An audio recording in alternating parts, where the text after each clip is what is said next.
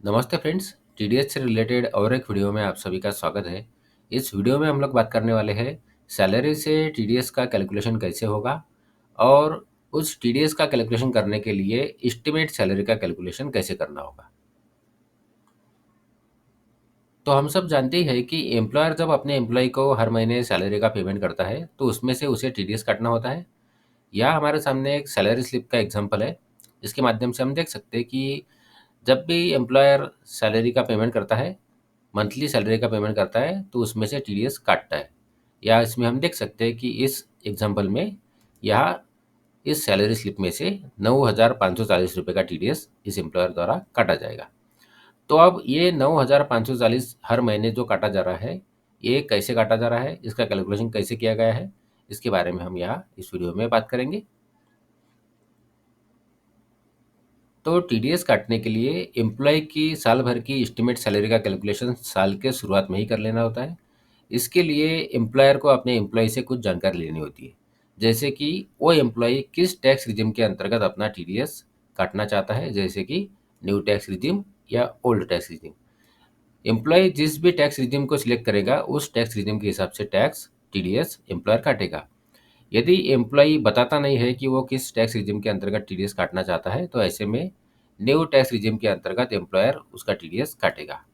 इसके अलावा उसे कोई अदर सोर्सेज से इनकम है तो उसकी भी डिटेल्स लेनी होती है, जैसे कि इंटरेस्ट की इनकम या और भी कोई इनकम।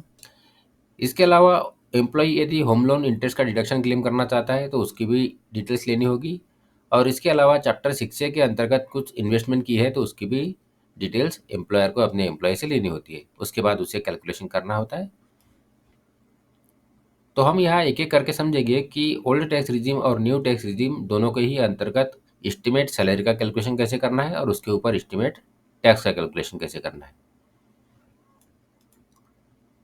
तो सबसे पहले यहाँ बात कर लेते हैं ओल्ड टैक्स रिजिम के हिसाब से। तो हम सब जानते ही है कि ओल्ड टैक्स रिजिम के अंतर्गत टैक्स पेयर को इनकम टैक्स के अंतर्गत सारे डिडक्शंस और रिजम्पशंस मिलते हैं। तो इस हिसाब से यहाँ हमें कैलकुलेशन करना होता है। तो हम यहाँ देख सकते हैं कि सबसे पहले हमने यहाँ सैलरी को ऐड किया है, जो कि है 13 लाख रुपए। उसके बाद हमें कुछ एडिशंस करने होते हैं, जैसे कि कोई भी अलाउंसेस या परक्यूजिट्स अगर मिलते हैं तो उसे भी ऐड कर लेना होता है। तो हमने यहाँ उसे भी ऐड कर लिया है, जो कि है 25,000। इसके बाद जो सैलरी निकली है वो निकली है 13,25,000 रुपये। अब इसमें से हमें डिडक्शंस भी मिलते हैं, जैसे कि प्रोपेशन टैक्स का डिडक्शन मिलता है तो हमने यहाँ 2500 रुपये का ले लिया है। और स्टैंडर्ड डिडक्शन मिलता है, भी हमने ले लिया है। इसके बाद यदि कोई एग्जाम्प्ट अलाउंसेस हमें क्लेम करने हैं तो उसे भी हमें क्लेम करना होता है। तो इस केस में हमने कुछ क्लेम नहीं किए हैं। इसके बाद हमें मिलती है income chargeable under the head of salary, जो कि यहाँ दिखाई दे रही है 12,72,500 रुपये। अब इसमें हमें ऐड करना होता है इनकम फ्रॉम अदर सोर्सेस। यदि एम्प्लॉई डिटेल्स प्रोवाइड करता है तो उसे हमें यहाँ ऐड कर लेना होता है, जैसे कि इस केस में हमने इंटरेस्ट इनकम को ऐड कर लिया है 18,000 रुपये। इसके बाद हमने यहाँ होम लोन का इंटरेस्ट जो है उसे भी ऐड कर लिया है, उसे भी हमने यहाँ माइनस कर लिया है, जो कि है 2 लाख रुपए। अब हमें मिली है ग्रॉस टोटल इनकम, जो कि है 10,90,500 रुपये। अब इस ग्रॉस टोटल इनकम में से एम्प्लॉय को चैप्टर 6 के अंतर्गत डिडक्शंस भी मिलते हैं। तो यदि एम्प्लॉय ने डिडक्शंस की डिटेल्स प्रोवाइड की है तो उसे भी हमें यहाँ माइनस कर लेना होता है। तो इस केस में हमने यहाँ इस उदाहरण में हमने यहाँ सेक्शन 80C के अंतर्गत 1,50,000 रुपये लिख लिया है। इसके बाद यहाँ सेक्शन 80D के अंतर्गत 20,000 रुपये लिख लिए हैं। उसके बाद यहाँ सेक्शन 80TTA के अंतर्गत जो डिडक्शन मिलता है उसे भी हमने यहाँ दे दिया है। इसके बाद जो टैक्सेबल इनकम बचती है वो बचती है 9,20,500 रुपये। अब इसके ऊपर हमें टैक्स का कैलकुलेशन करना होगा। तो यहाँ नॉर्मल टैक्स रेट से जो टैक्स का कैलकुलेशन हुआ है वो हुआ है 96,600 रुपये। अब इस केस में रिबेट तो मिलने वाला है नहीं। इसके बाद हेल्थ एंड एजुकेशन सेस भी हमें ऐड कर लेना होता है, तो यहाँ हमने वो भी ऐड कर लिया है।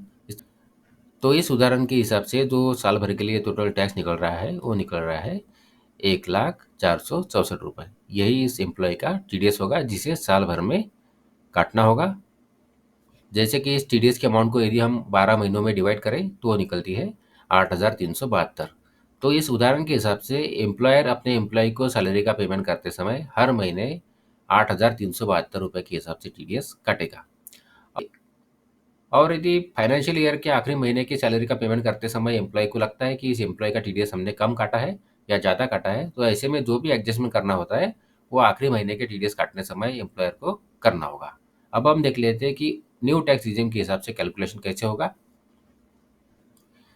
तो न्यू टैक्स रिजिम के हिसाब से कैलकुलेशन, जैसे कि मैंने पहले ही बताया है कि न्यू टैक्स रिजिम के अंतर्गत काफ़ी गिने चुने ही डिडक्शंस मिलते हैं। तो हमने यहाँ न्यू टैक्स रिजिम के हिसाब से सैलरी को लिख लिया है, जो कि है 13 लाख रुपए।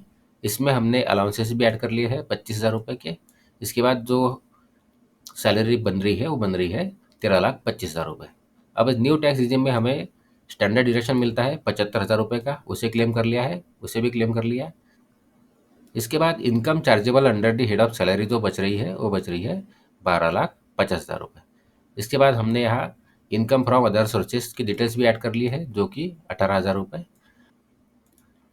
अब यहाँ होम लोन इंटरेस्ट का जो डिडक्शन है वो तभी मिलेगा यदि जो हाउस प्रॉपर्टी है वो रेंटेड है।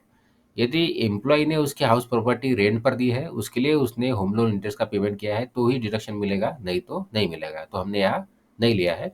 इसके बाद हमें मिली है ग्रॉस टोटल इनकम, जो कि है 12 लाख 68 हज़ार रुपये। अब इसमें से अगर डिडक्शंस की बात करें तो केवल यहाँ सेक्शन 80 CC D 2 के अंतर्गत जो एम्प्लॉयर द्वारा एम्प्लॉय के एनपीएस अकाउंट में कंट्रीब्यूशन किया जाता है उसका डिडक्शन मिलता है। तो हमने यहाँ 1 लाख 20 हज़ार रुपये ले लिया है। इसके बाद जो टैक्सेबल इनकम बच रही है वो बच रही है 11 लाख 48 हज़ार रुपये। अब इसके ऊपर जो नॉर्मल टैक्स रेट के हिसाब से टैक्स निकल रहा है वो निकल रहा है 72,200 रुपये। इसमें हमने हेल्थ एंड एजुकेशन सेस भी ऐड कर लिया है, जो कि है 2,888 रुपये। इसके बाद जो टोटल टैक्स निकल रहा है वो निकल रहा है 75,088 रुपये। अब ये जो 75,088 रुपये है ये न्यू टैक्स रिजिम के हिसाब से साल भर के लिए टीडीएस है। इसे 12 महीनों में डिवाइड करना होगा और उसके हिसाब से एम्प्लॉयर अपने एम्प्लॉय को हर महीने सैलरी का पेमेंट करते समय उसमें से इस रेट के हिसाब से 6,257 के हिसाब से टीडीएस काटेगा। और जैसे कि मैंने पहले ही बताया है, जो भी एडजस्टमेंट करने हैं वो आखिरी महीने के सैलरी का पेमेंट करते समय एम्प्लॉयर को करने होते हैं। तो यह जानकारी इस हिसाब से एम्प्लॉयर को अपने एम्प्लॉय की एस्टिमेट सैलरी का कैलकुलेशन साल के शुरुआत में ही कर लेना होता है और उसके ऊपर टैक्स का कैलकुलेशन करके उस टैक्स को 12 महीनों में डिवाइड करके एम्प्लॉय को जब भी सैलरी का पेमेंट किया जाएगा उसमें से टीडीएस काटना होता है। तो आशा करता हूँ इस वीडियो की जानकारी आपको यूज़फुल लगी हो। यदि इस वीडियो की जानकारी आपको यूज़फुल लगी है तो वीडियो को लाइक करिए, चैनल को सब्सक्राइब करिए। धन्यवाद।